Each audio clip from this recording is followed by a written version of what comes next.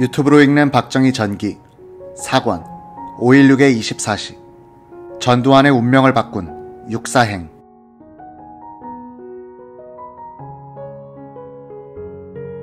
(5월 16일) 육본에서 열린 혁명군 육본 합동회의에서 강영훈 육사교장은 장도연 육군참모총장에게 나도 한마디 해도 됩니까? 라고 했다. 장도영은 발언을 허용했다. 군의 한 간부로서 두 가지 당부를 하겠습니다. 첫째, 지금 이 순간 대한민국은 우리 국군이 책임지고 있습니다. 총리도, 국회도, 내각도 존재하지 않습니다.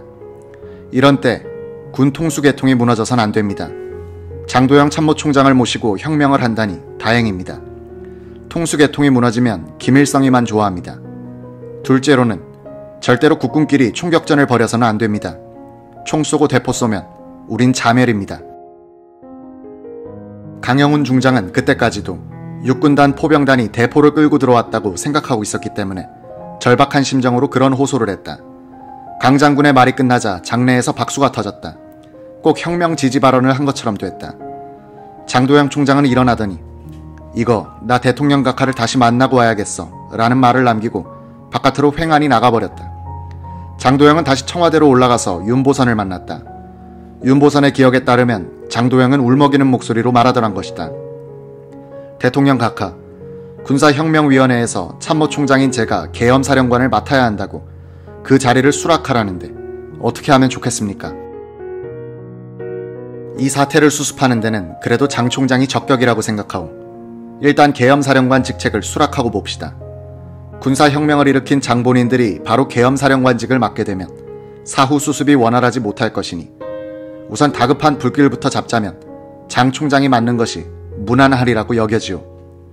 장도영은 즉시 육본으로 돌아와서 혁명군 장교들 앞에서 자신이 군사혁명위원회 의장 겸 계엄사령관의 직책을 수락한다고 선언했다. 장교들은 박수로 환영했다. 강영훈 중장은 육사로 돌아가려다가 다시 박정희를 만난 김에 사관 생도들은 정치에 개입시키지 말아주시오 라고 부탁했다고 한다. 육사로 돌아오니 김익권 준장이 건의했다.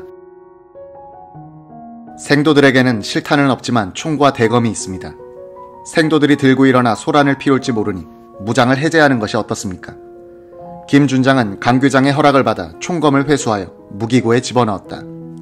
16일 오후 육본 정보참모부 북한과 소속 이상훈 대위는 아주과 소속의 육사 11기 동기생 이동남 대위와 함께 김종필을 찾아갔다. 이동남 대위는 육사 11기 동기 회장이기도 했다. 김종필은 두 대위에게 말했다. 자네들이 육사에 가서 교장을 설득하여 생도들을 데리고 나와 혁명 지지 시위를 해줬으면 좋겠어. 5월 17일 아침 육본의 이상훈, 이동남 대위, 공수단의 11기 손운익 대위, 그리고 육사 12기 김광현 대위는 육본에서 만났다.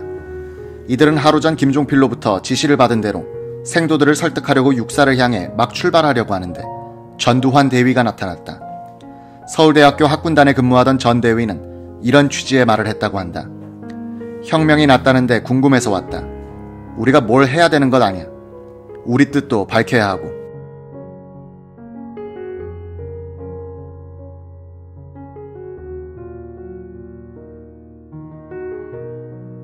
이렇게 해서 한 사람이 더 늘어 5대위가 태릉 육사로 출발하게 된 것이다. 우연한 것 같은 전두환 대위의 등장과 육사행은 그 19년 뒤 그가 박정희 대통령의 죽음으로 생긴 권력의 공백을 채우면서 집권하게 되는 인연의 출발점이 된다. 전두환 대위는 그때도 정치에 관심이 높고 친구도 많은 데다가 활달하여 적성에 맞는 역할을 찾은 셈이었다. 이 5대위는 육사에 도착하자 우선 교수부에서 교수 요원으로 근무하는 11기 동기생들을 찾아갔다. 11기 출신만 약 20명이 서울대학교에서 위탁교육을 이수한 뒤에 교수 요원으로 있었다. 이한림 중장은 4.19 때까지 3년 3개월 동안 육사 교장으로 있으면서 이 학교의 발전에 지대한 공헌을 했다. 4년제 정규 육사 출신들은 이한림을 존경하고 있었다. 이상훈 대위가 보니 교수 요원들은 이미 이한림 1군 사령관에게 연락을 취하고 사람을 보내어 이 시기에 어떻게 행동하면 좋은지 지침을 받으려 하고 있었다. 이상훈, 전두환 일행은 이런 동기생들을 설득했다. 동기생들 중 박정희 장군이 어떤 사람인지 알아야지 하면서 혁명에 미온적인 자세를 취하는 사람들도 많았다. 이한림 장군으로부터 메시지가 올 때까지 기다리자는 동기생들도 있었다. 입담이 좋은 전두환 대위는 이런 동기생들에게 혁명을 지지해야 한다고 설득했다. 장교들의 분위기를 어느 정도 돌려놓은 다음 이상훈, 전두환, 손운익, 이동남 대위 4명은 강영훈 교장을 찾아갔다. 늦은 밤인데 강 교장은 교장실에 머물고 있었다. 교장에게 깍듯이 예의를 차린 이들은 생도들을 혁명 지지 시위에 내보내 주십시오 라고 건의했다. 이들은 혁명군이란 완장을 차고 있었다. 강영훈 교장은 화를 냈다고 한다. 내가 왜 박정희 장군과 혁명위원회 지시를 받아야 하는가? 나는 참모총장 지시가 없는 한 그렇게 못해. 강영훈 중장은 그 자리에서 차를 부르더니 경호차를 붙여가지고 육본으로 떠났다. 강영훈은 박 장군과 장 총장에게 생도들을 정치에 이용하지 말아달라고 부탁했는데 외부에서 장교들이 들어와서 이렇게 선동하고 다니니 다시 이야기를 해둬야겠다는 판단을 했다고 한다. 이상훈 대위는 육본으로 전화를 걸어 김종필에게 강영훈 교장이 거기로 갔다고 알렸다. 김종필은 알았어. 너희들은 오늘 밤 그곳에 머물고 내일은 어떤 일이 있어도 생도들을 데리고 나와야 돼 라고 지시했다. 강영훈 교장이 육본에 도착하여 총장실에 가니 장도영과 박정희가 앉아 있었다. 강영훈은 같은 말을 되풀이했다. 이때 한 장교가 들어오더니 박정희 소장을 데리고 나갔다. 잠시 후 들어온 박정희의 표정이 험상궂게 변해 있었다. 자리에 앉지도 않고 선체로 강영훈에게 쏘아붙였다. 내가 강 장군한테 들은 이야기와 지금 다른 장교한테서 들은 이야기가 영 다릅니다. 그러더니 휙 나가버렸다. 뒤이어 5개 대대병력으로 육본을 점령했던 문재준 육군단 포병단장이 들어왔다. 문대령은 지금 분위기가 이상하니 학교로 돌아가시죠 라면서 정중히 강 장군을 모시고 나갔다. 두 사람이 계단을 따라 1층으로 내려가는데 무장한 새 공수단 대위가 달려오더니 문재준의 권총을 빼앗고 반항하는 그에게 사정없이 발길질을 가해 꿇어앉혔다. 어리둥절한 강영훈 교장 앞에 박창암 대령이 나타났다. 박 대령은 이리로 오십시오 라고 작은 방으로 안내했다. 방 안으로 들어서자 박창암은 개인적으로는 강 장군을 존경하지만 공무수행상 어쩔 수 없습니다라면서 문을 닫고 나가버렸다. 강영훈은 연금된 것이다.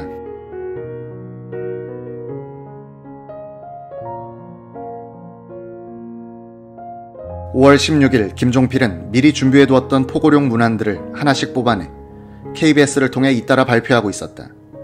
군사혁명위원회 겸 계엄사령관 장도영 중장 이름으로 된 것들이었다. 포고령 4호는 그 내용이 무시무시했다. 하나, 군사혁명위원회는 5월 16일 상호 7시 장면 정부로부터 모든 정권을 인수했다. 둘, 민의원, 참의원 및 지방의회를 16일 하오 8시를 기하여 해산한다. 단, 사무처 직원은 존속한다. 셋, 일체의 정당 및 사회단체의 정치활동을 엄금한다. 넷, 현 국무위원과 정무위원을 전원 체포한다. 다섯, 국가기구의 일체 기능은 군사혁명위원회에 의해 이를 정상적으로 집행한다. 여섯, 모든 기관과 시설의 운영은 정상화하고 여하한 폭력행위도 이를 엄금한다. 16일 밤 윤보선 대통령은 장도영 총장의 권유를 받아들여 대민 방송을 녹음한다. 그 요지는 이러했다. 친애하는 국민 여러분, 우리나라는 지금 중대한 시국에 놓여 있습니다. 오늘의 사태를 우리가 어떻게 수습하느냐 하는 것에 우리나라의 운명이 달려 있습니다. 우리는 이 사태를 무사히 수습해야 하고 공산주의를 막는 힘에 약화를 초래해서는 안 되는 것입니다.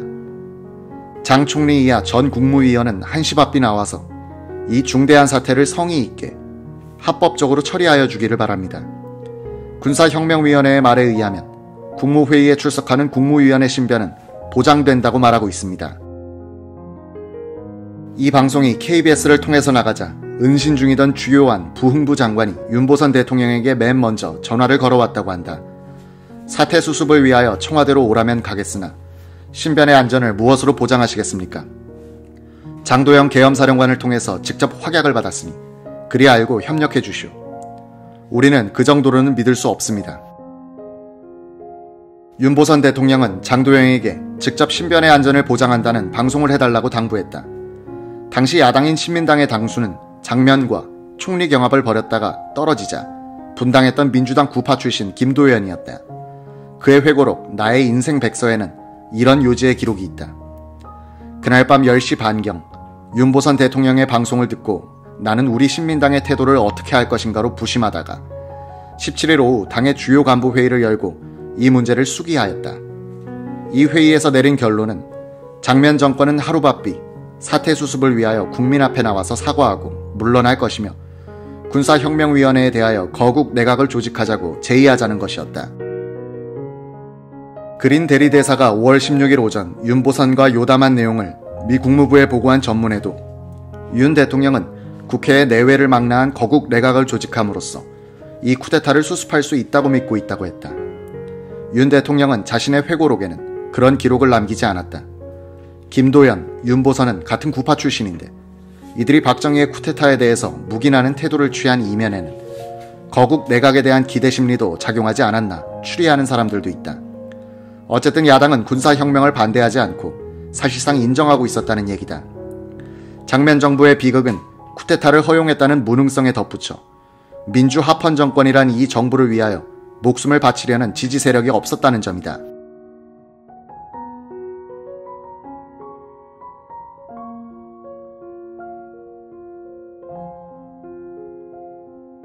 대통령도 야당도 군인들도 그리고 학생 시민들도 이 국민의 정부를 위해서 나서지 않았다.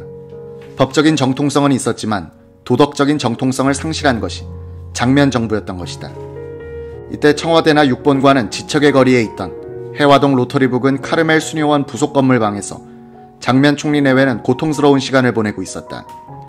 가장 큰 수수께끼는 왜 장면 총리가 수도원에서 이한림 1군 사령관이나 맥그루더 미 8군 사령관에게 전화를 걸어 진압을 명령하지 않았느냐 하는 것이다. 그때 장면 총리의 시중을 들었던 신마리아 수녀의 증언에 따르면 장면 총리가 바깥과 통화하는 데는 아무런 제약이 없었다고 한다. 그분은 쿠데타 군과 자신의 명령으로 출동한 부대가 충돌하면 유혈 사태는 물론이고 북한 괴뢰의 남침까지 야기시킬지도 모른다고 우려하신 것 같았습니다. 곁에서 안타깝게 지켜보던 저희들이 좁은 소견으로 어서 군부대에 연락을 하시라고 말씀드렸지만 그분은 고개를 저으면서 괴로워하시더군요. 그분은 얼굴을 감싸며 여러 번 나직하게 천주님을 불러보곤 했습니다. 곁에서 계속해서 연락을 취하는 게 어떠냐고 권유하면 결연한 표정으로 안 돼. 그렇게 해서는 안 돼요. 절대 서로 피를 흘리게 해서는 안 돼요. 하고 고개를 저었습니다. 장면 총리는 장도영 총장을 지칭하면서 그 사람이 그럴 수가 라고 중얼거리고는 벽에 걸린 십자가 앞에서 무릎을 꿇고 기도하기도 했다. 수도원으로는 여러 군데서 장 총리를 찾는 전화가 걸려왔다. 카르멜 수녀원에서는 여기는 아무도 들어올 수 없는 곳이다면서 부인했다. 17일 아침 신마리아 수녀가 조반상을 받쳐들고 방으로 들어갔더니 장면 총리는 부석부석한 얼굴로 팔짱을 낀 채 서 있더라고 한다. 장 총리는 괜히 저희들 때문에 고생이 많으시군요 라고 인사를 했다. 식탁 위에는 전날 저녁 음식이 그대로 있었다. 물 주전자만이 비워져 있었다. 신마리아 수녀의 눈에는 하룻밤 사이에 총리가 10년은 늙은 것 같았다. 5월 17일은 박정희에게 혼돈과 불안의 날이었다. 미군이 이한림의 1군 병력을 동원해 서울을 포위하는 작전을 곧 실시할 것이라는 첩보가 들어왔다. 미 1군 단장 라이언 중장, 강영훈 육사 교장, 그의 처남인 김웅수 육군 단장의 잦은 접촉, 8사단장 정강의 출동 준비, 양평에 주둔하여 서울로 쉽게 들어올 수 있는 9사단장 박영준 준장에 대한 의심이 소수 병력으로 일대 모험을 감행하여 신경과민일 수밖에 없는 혁명군을 자극했다. 박정희는 서울시경에 본부를 둔 서울지구 방어군 사령부에 대하여 방어 진지를 구축할 것을 명령했다. 이와 함께 서울에 가장 가깝게 포진해 있던 1군 산하의 친혁명군인 최명신의 5사단을 포천에서 서울로 불러들이기로 하는 한편 춘천 근교의 12사단장 박춘식 준장에게는 춘천을 점령할 것을 명령했다. 아울러 윤태일 준장을 9사단장으로 임명하여 박영준을 교체하기로 했다.